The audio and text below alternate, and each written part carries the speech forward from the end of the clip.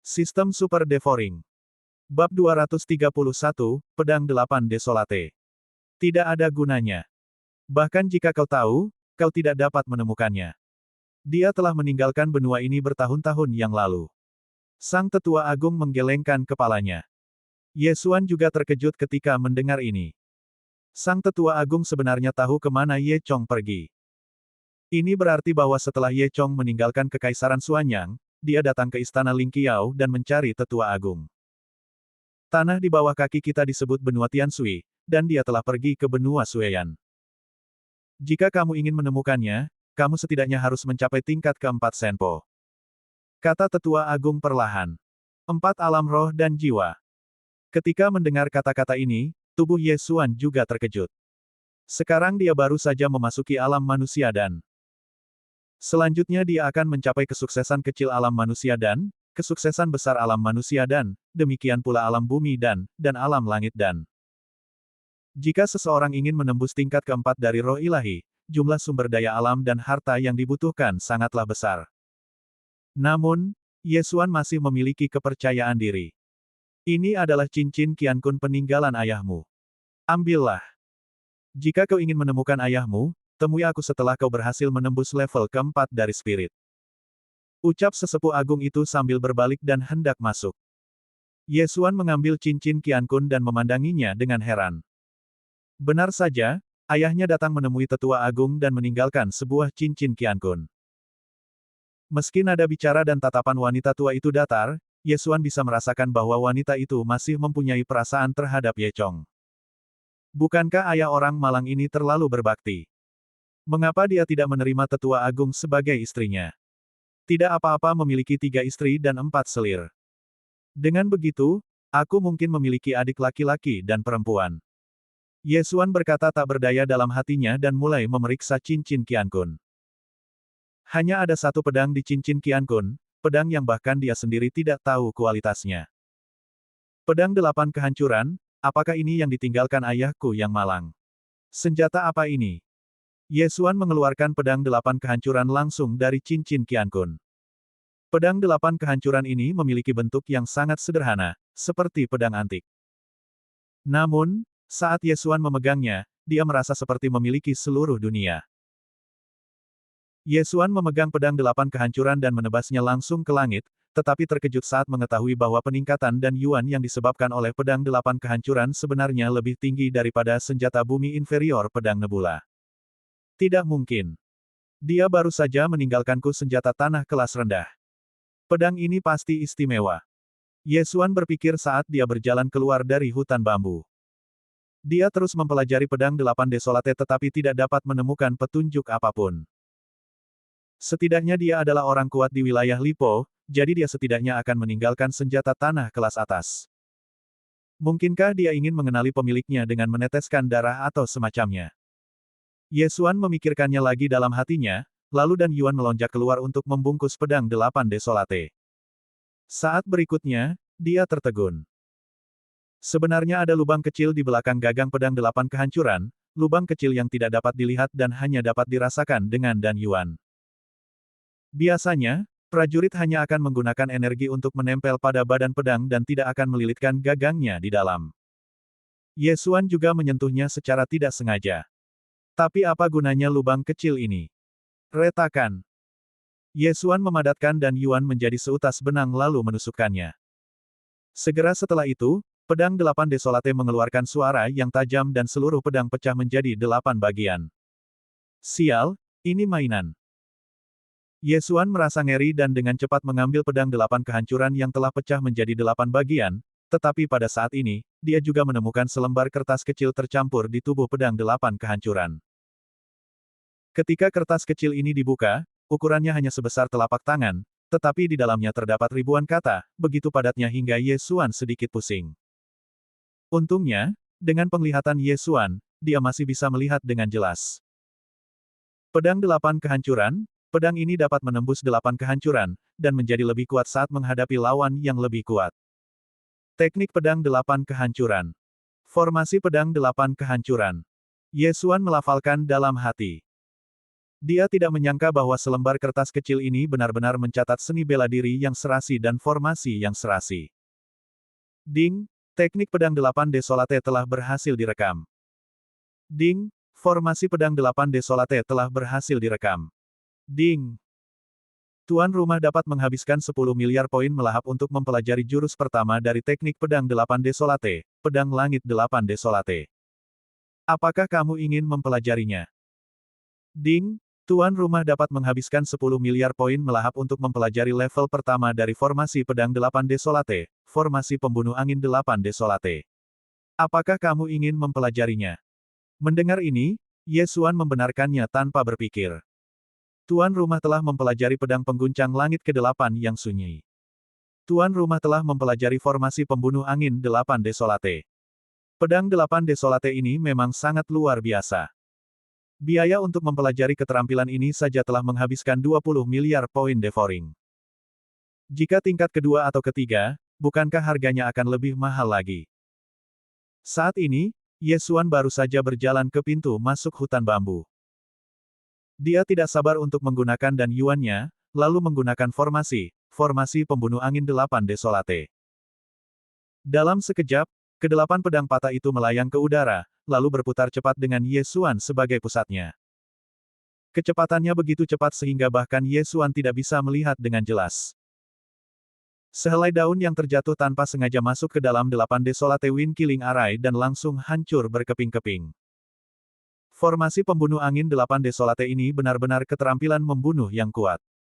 Wus, wus. Angin menderu, dan yuan dalam tubuh Ye Xuan dikonsumsi dengan cepat, yang hampir membuatnya takut setengah mati. Setelah menjalankan formasi pembunuh angin 8 Desolate selama satu siklus, dia sebenarnya menghabiskan sepertiga dan yuannya. Dia segera menghentikannya, kalau tidak, dia tidak akan memiliki cukup dan yuan di tubuhnya.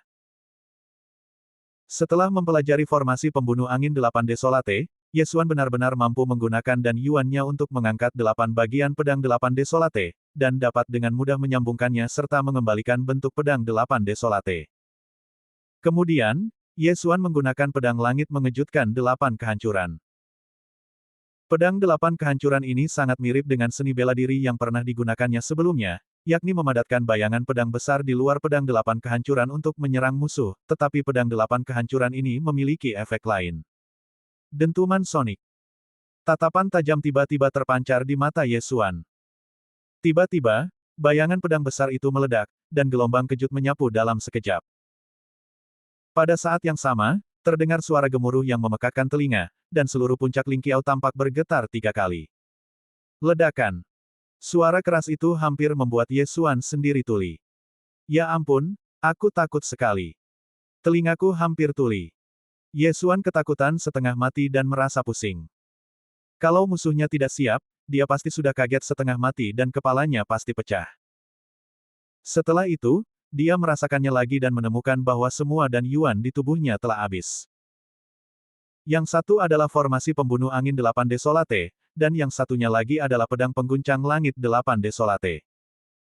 Kedua keterampilan ini merupakan gerakan yang sangat kuat, tetapi konsumsi energinya agak terlalu besar. Ye Xuan telah menganggap kedua keterampilan ini sebagai kartu trufnya, dan dia tidak akan menggunakannya kecuali diperlukan. Lagi pula, kedua kartu truf ini akan menjadi lebih kuat seiring meningkatnya levelnya, dan konsumsinya juga akan meningkat secara eksponensial. Siapa gerangan yang membuat pedang 8 Desolate ini? Pedang ini akan menjadi lebih kuat saat menghadapi lawan yang lebih kuat. Pedang ini akan meningkat seiring kekuatan dan yuan milikku. Ini di luar pemahamanku. Ye Xuan mengupil. Kalau saja fisiknya tidak kuat, gendang telinganya pasti sudah pecah mendengar suara keras tadi. Bab 232, Kediaman Gua Seorang Pria Kuat di Alam dan Bumi. Bab 232, Kediaman Gua Seorang Pria Kuat di Alam dan Bumi. Namun, saat berikutnya, Ye Xuan menemukan sebuah masalah. Baru saja dia menggunakan formasi pembunuh angin 8 Desolate dan pedang pengguncang langit 8 Desolate, yang mana sudah menghancurkan setengah dari hutan bambu. Tahukah Anda, ini adalah hutan bambu dengan formasi pertahanan. Sekalipun dia telah menebas dengan sekuat tenaga, dia tidak dapat melukai satu bambu pun. Namun, ia telah menghancurkan puluhan bambu, hampir setengah dari hutan bambu. Jika dia menunggu tetua agung keluar, dia akan mendapat masalah besar. Oh tidak, kita dalam masalah, lari. Ye Xuan merasakan bahwa tetua agung telah tiba di pintu gubuk dan hendak membukanya. Hal itu membuatnya sangat takut, sehingga ia segera berbalik dan lari. Pada saat yang sama, seluruh puncak Lingqiao dilanda keributan, dan para tetua yang tengah menyendiri di gunung pun keluar untuk memeriksa. Suara apa itu? Apa yang terjadi di puncak Lingqiao? Aku juga tidak tahu. Ayo, periksa apakah ada ahli yang menyerbu. Dengan suara keras seperti itu, mungkinkah para master alam dan bumi sedang bertarung? Mungkinkah pemimpin sekte telah membuat terobosan dan bertarung dengan tetua agung? Titik. Ye Xuan yang membuat keributan besar juga bergegas kembali ke kediaman tetua agung. Ye Xuan, suara keras apa tadi? Sang tetua tertinggi bertanya dengan tergesa-gesa saat dia melihat Ye Xuan kembali.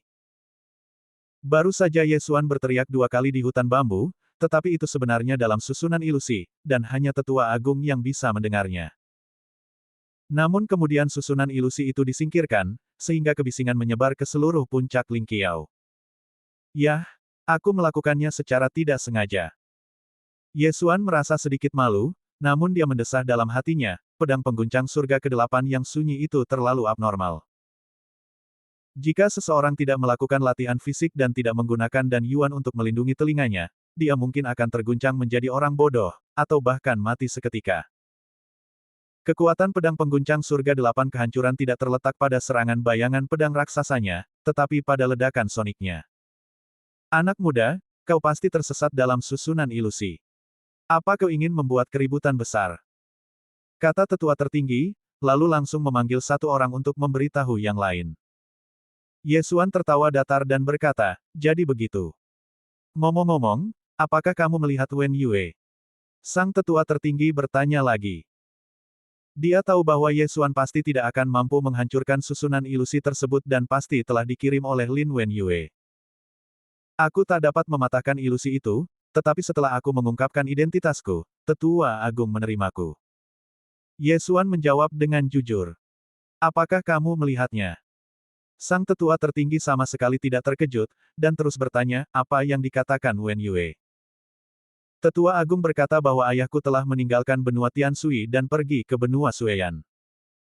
Jika aku ingin menemukannya, aku setidaknya harus mencapai tingkat keempat Senpo. Ye Xuan menjawab. 4 alam roh dan jiwa.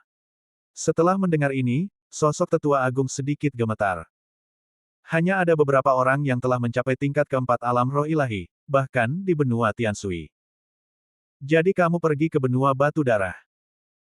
Jika benua Tianshui milikku dibandingkan dengan benua batu darah, itu sama sekali tidak dapat dianggap sebagai benua, itu hanya dapat dianggap sebagai pulau. Kata tetua tertinggi tanpa sadar. Ye Xuan bertanya dengan heran, apakah tetua agung pernah mendengar tentang benua batu darah?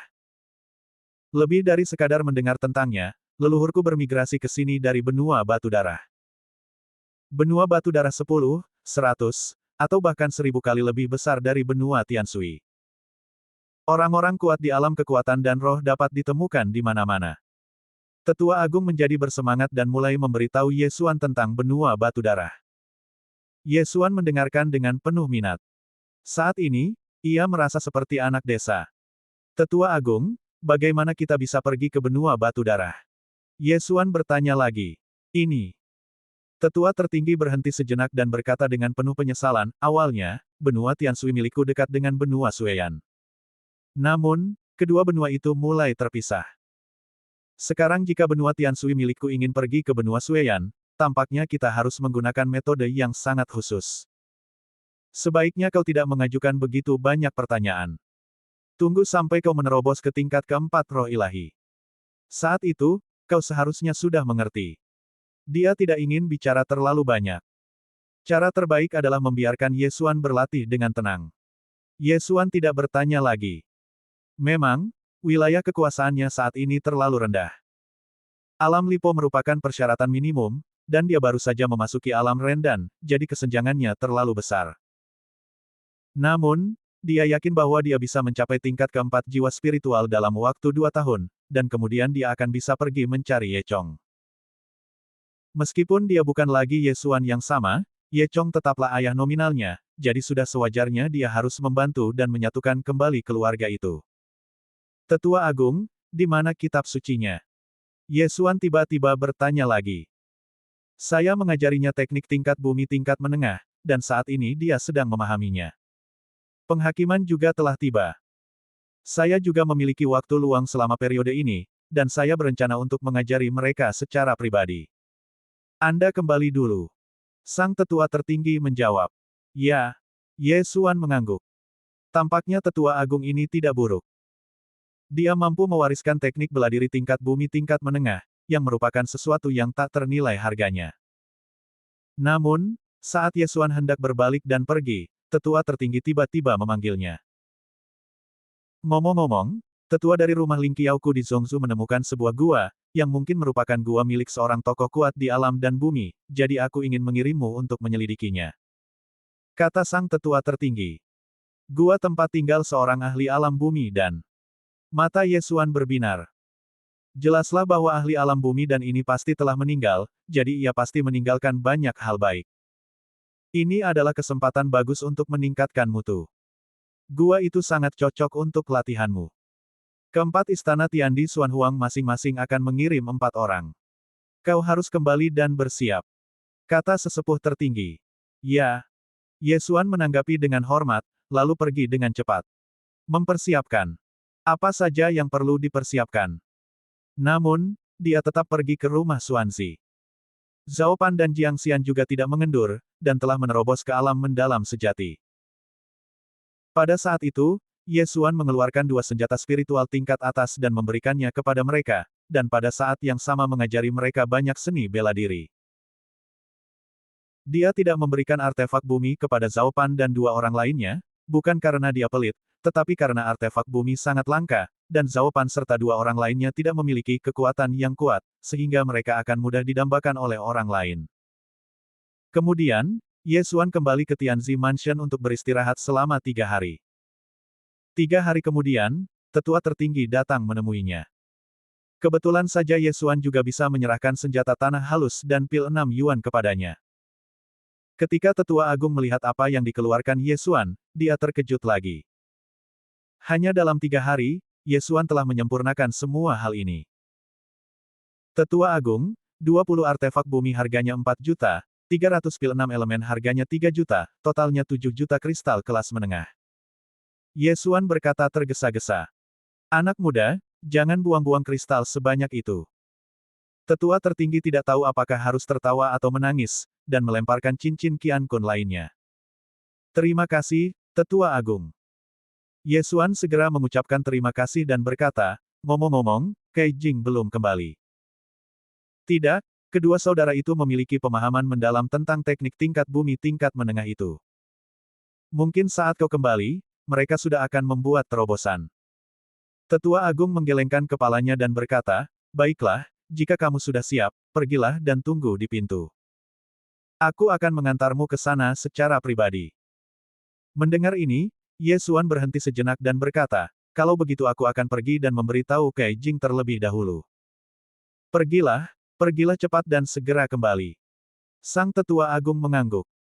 Kemudian, Ye Xuan dengan cepat berlari menuju puncak Ling Qiao. Bab 233, Pelatihan. Sejak insiden dengan Zhou Chang, Ye Xuan menjadi kurang percaya pada orang lain. Dia takut kalau tetua tertinggi juga punya niat buruk. Lagi pula, mereka semua bermarga Zhou, kan? Segera, dia menemukan kediaman tetua tertinggi, dan kemudian menemukan Song Caijing dan Song Juejue. Mengapa kamu di sini? Bukankah kamu akan keluar untuk mencari pengalaman? Song Caijing yang sedang berlatih tak kuasa menahan diri untuk bertanya saat melihat Ye Xuan mendatanginya. Ya, jadi aku akan menyapa kamu sebelum aku keluar. Ye Xuan berjalan mendekat dan dengan lembut memeluk Song Caijing. Apa yang kau lakukan? Kau seperti ini begitu kau sampai di sini. Song Caijing tidak melawan. Dia meletakkan dagunya di bahu Ye Xuan dan bertanya dengan lembut. Tidak apa-apa, ini untukmu. Ye Xuan tiba-tiba mengeluarkan benda lain, sepasang anting-anting kecil berwarna bening. Song Caijing menerimanya dengan gembira, lalu memakainya, dan berkata dengan heran, mengapa kamu tiba-tiba memberiku perhiasan? Perhiasan itu sangat indah. Ini bukan perhiasan biasa. Ini berguna untuk budidaya. Kamu bisa memakainya. Ye Xuan menjelaskan dengan santai. Namun, sepasang anting-anting kecil ini membuatnya kehilangan banyak poin. Ada formasi khusus pada sepasang anting-anting kecil ini yang dapat menyelamatkan hidupnya di saat-saat kritis, 2 kali. Tidak hanya itu, jika anting-anting itu dikonsumsi, Ye Xuan juga akan bisa mendapatkannya. Ini hanya untuk berjaga-jaga, lagi pula, Ye Xuan tidak tahu berapa lama dia akan pergi. Song Caijing sama sekali tidak ragu dan mengingatkan dengan lembut, meskipun Tuan berkata bahwa gua itu tidak terlalu berbahaya, kamu tetap harus berhati-hati. Saya akan. Ucap Ye Xuan, lalu tiba-tiba menoleh. Tindakan ini bukanlah hal baru bagi Song Caijing. Dia segera berdiri berjinjit dan mencium pipi Ye Xuan. Sekarang, Ye Xuan juga tenggelam dalam dunianya sendiri. Dia sungguh beruntung memiliki tunangan yang cantik dan menawan. Akan tetapi, ia juga perlu berusaha 2 kali lipat, tidak hanya untuk meningkatkan dirinya sendiri, tetapi juga untuk melibatkan Song Caijing. Baiklah, berlatihlah dengan baik di sini dan tunggu aku kembali. Ye Xuan dengan lembut mengusap kepala Song Caijing. Ya. Song Caijing mengangguk patuh. Sejujurnya, dia sangat ingin pergi bersama Ye Xuan, tetapi kekuatannya tidak cukup. Bab ini belum selesai, silakan balik halamannya, dia takut menyeret Ye Xuan ke bawah, jadi dia hanya bisa tinggal di Lingqiao Mansion dan berlatih dengan baik. Titik. Setelah mengucapkan selamat tinggal kepada Song Caijing, Ye Xuan kembali ke Tianzi Mansion dan bertemu di gerbang. Pada saat ini, sudah ada Lingqiao Dapeng yang menunggu di gerbang Tianzi Mansion, selain itu, ada 4 sosok lainnya. Di antara keempat tokoh ini, satu adalah tetua tertinggi Zhou Yan, satu adalah wakil pemimpin aliansi Shenzhou Jiang Liu, dan untuk 2 lainnya, Ye Xuan belum pernah melihat mereka sebelumnya. Ketika tetua tertinggi melihat Ye Xuan datang, dia berteriak, kali ini aku akan mengantarmu ke sana secara pribadi, lalu pergi ke Zhongzhou lagi. Orang-orang dari 3 prefektur lainnya sudah berangkat, jadi naiklah. Ye Xuan melompat ke belakang Lingqiao Dapeng. Perkenalkan, dia adalah Ye Xuan.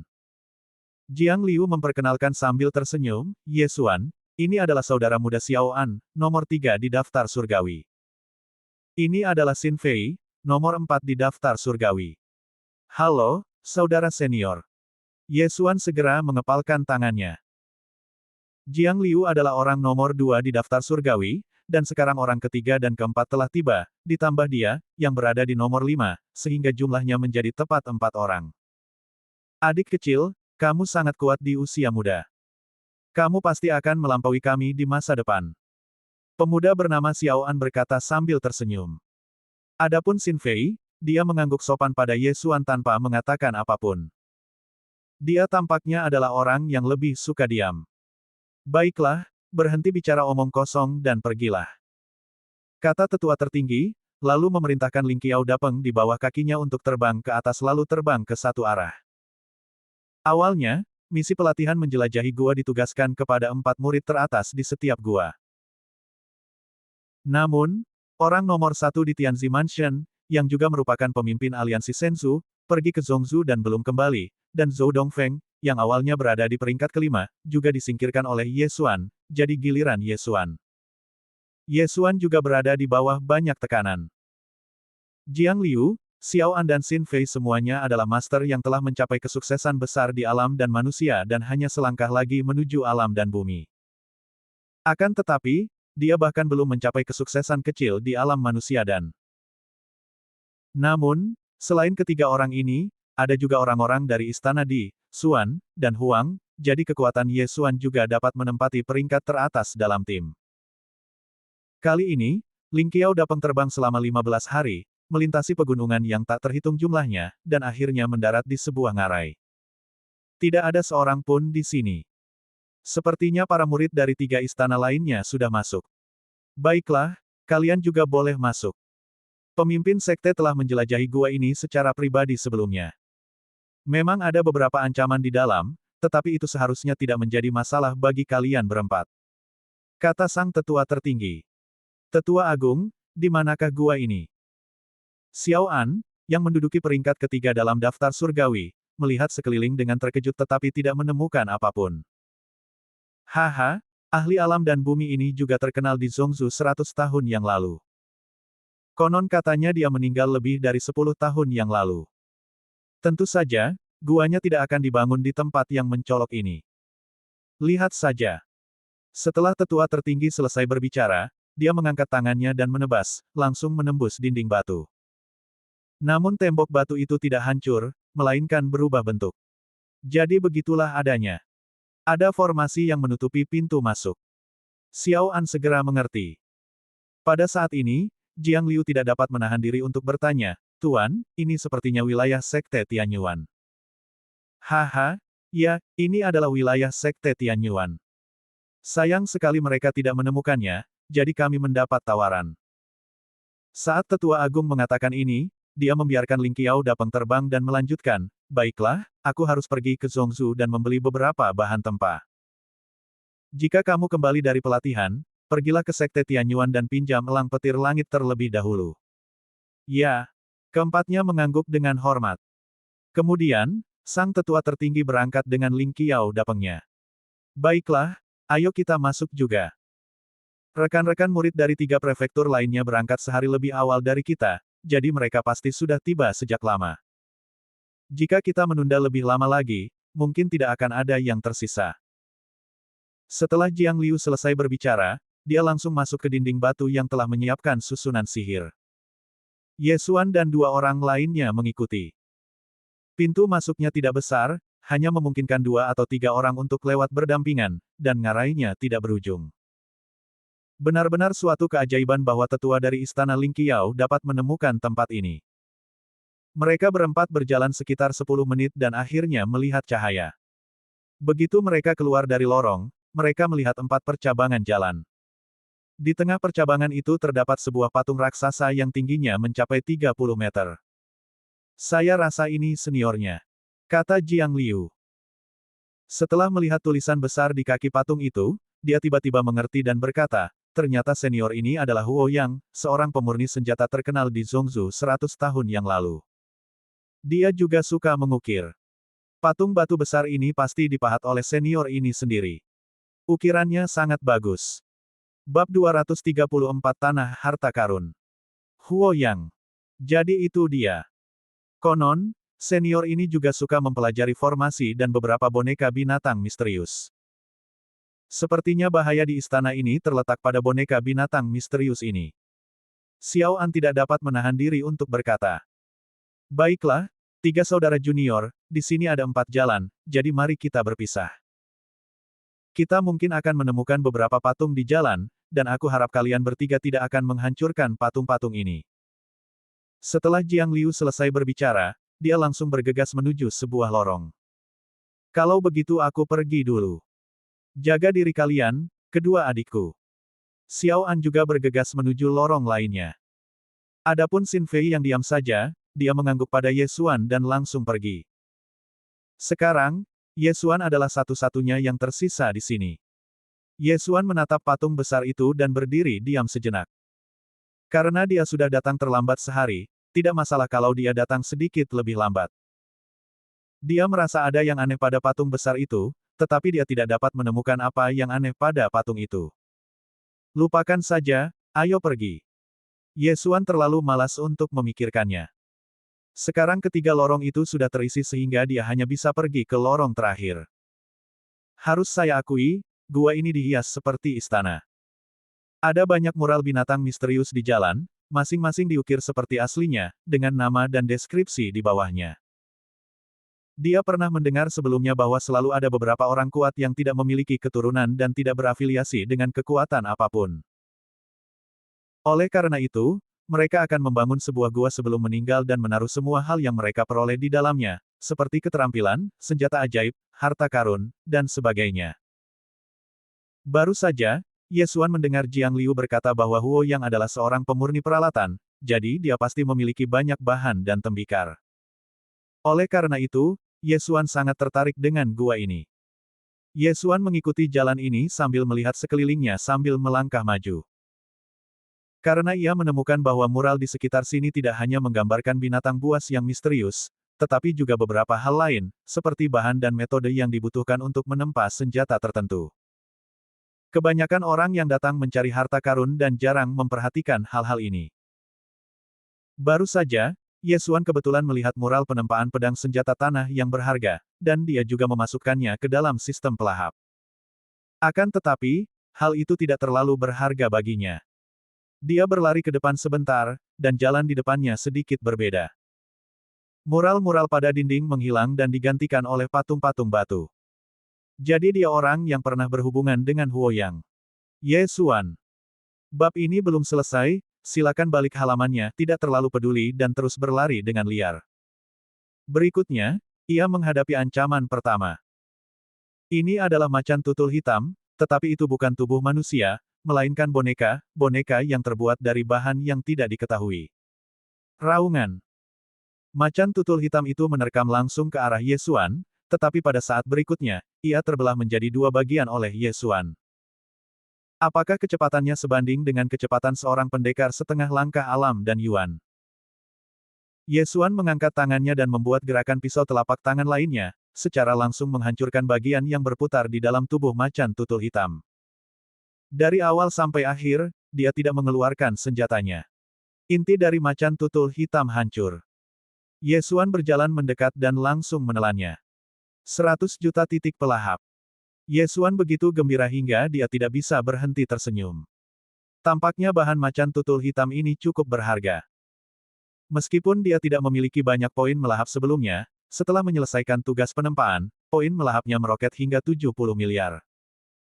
Perjalanan ke gua ini mungkin akan memungkinkannya untuk mencapai kesuksesan kecil di dunia pil manusia. Yesuan terus bergerak maju. Ada beberapa istana di perjalanannya, dan banyak pula bagian boneka di sepanjang jalan. Mereka seharusnya dibunuh oleh para pengikut dari 3 prefektur lainnya. Akan tetapi, sebagian besar mayatnya dibawa pergi oleh para pengikutnya, yang membuatnya merasa tidak berdaya. Sayang sekali. Demi menjaga murid-murid dari 3 prefektur lainnya, kami berempat terlambat 1 hari, dan semua barang bagus diambil. Dia tidak berdaya. Dia sudah berada di sini lebih dari 1 jam, tetapi tidak mendapatkan apapun. Namun, pada saat ini, alisnya tiba-tiba mengernyit, karena dia mencium bau darah. Dia memiliki darah ribuan binatang di dalam tubuhnya, jadi dia sangat sensitif terhadap bau darah. Dia melihat dengan teliti dan menemukan genangan darah tak jauh dari situ. Tampaknya ada seorang murid yang terluka. Adik laki-laki. Tiba-tiba, suara yang familiar terdengar di belakang Yesuan.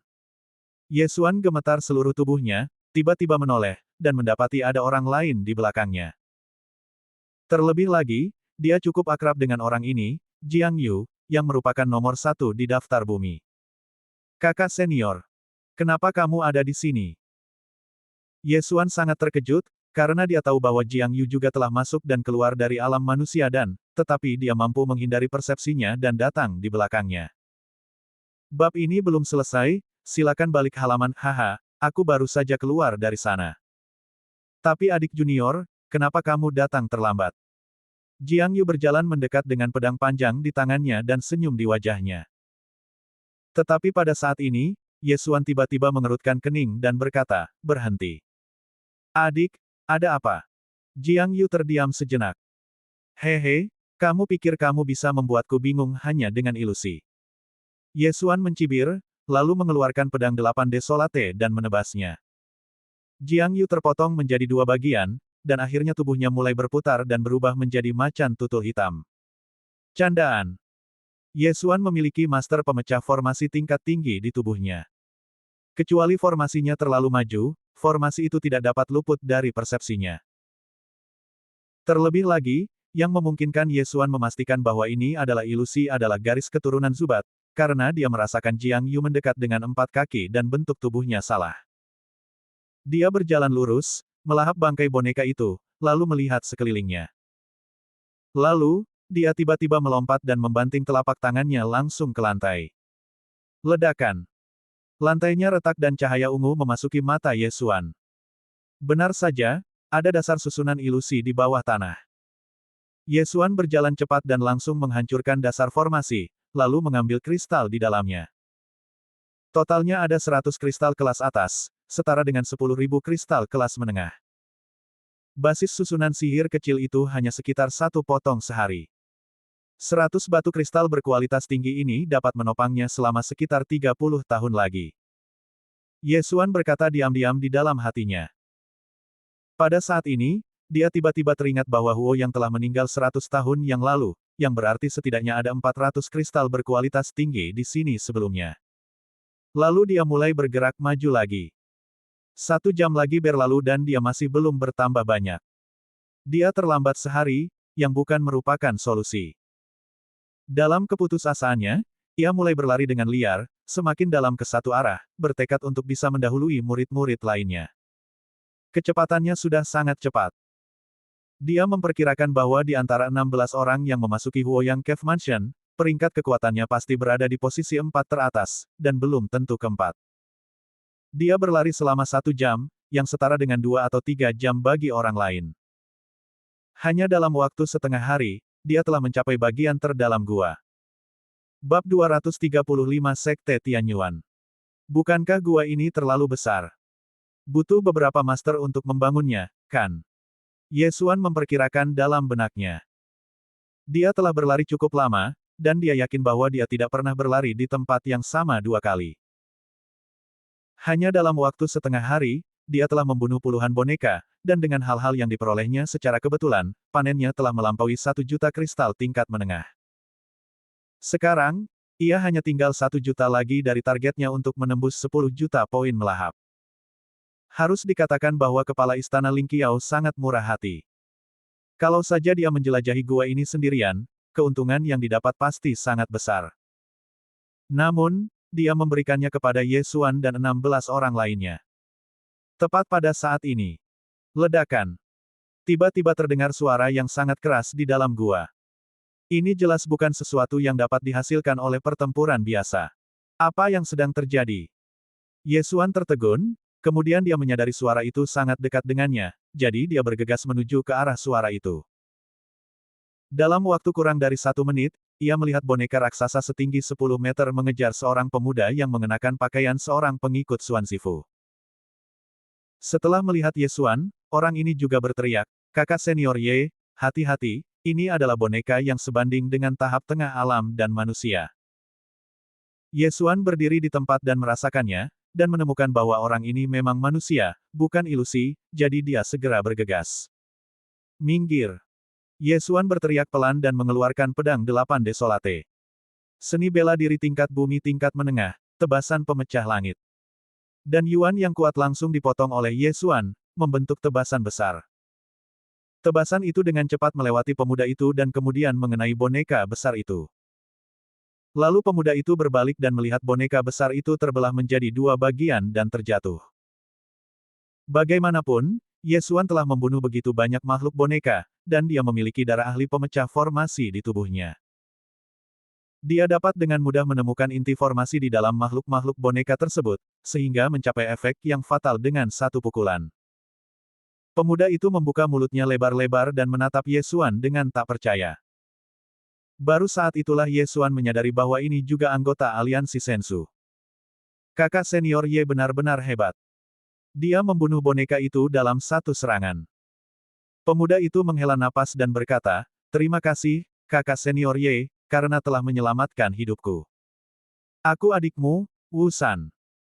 Ye Xuan berjalan perlahan dan berkata, "Meskipun kamu terluka, kamu juga berada di alam pil ilahi. Bab ini belum selesai, silakan balik halaman, bagaimana mungkin kamu tidak mengalahkan boneka ini?" Ahem.